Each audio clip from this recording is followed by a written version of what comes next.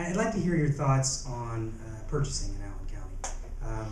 This past fall, Councilwoman Liz Brown, I believe, introduced an ordinance for the city of Fort Wayne that I believe would have in some form restricted vendors as who donated campaign contributions to the mayor's race.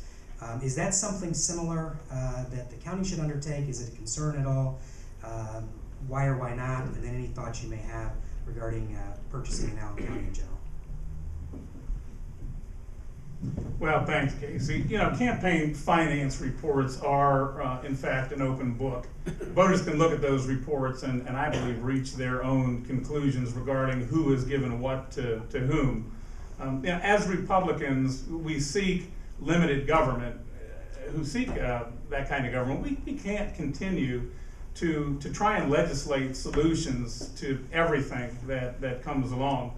We've got to have faith in the system and the electorate to speak up at the ballot box if indeed they see improprieties. Now, Liz could probably correct me here, but while the City Council deliberated over the hiring of vendors in relation to campaign contributions last year, my recollection is at the end of the day there was very little that was actually done to change the law. And I could be wrong, but I think that process was fairly well vetted by them. I believe that there was some due diligence that was done, as the majority concluded that the arguments in favor of making the change were not particularly compelling. Now, the fact is that any process can improve, and I am always certainly open to better ways to try and deal with a situation if indeed it becomes problematic. You know, I think the biggest problem we have right now when it comes to purchasing, the biggest area that somebody needs to really address, and something that I'm committed to addressing, is restricting the ability of the commissioners to pick professional service providers based on nothing but really, you know, their own personal experiences and opinion of the vendors. You know, we spend an enormous amount of money on people, providers, with not a lot of transparency on how those people got those jobs.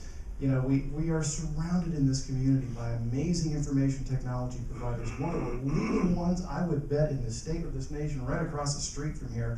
But we're buying our information technology services from a French-Texan consortium that provides city and county IT services.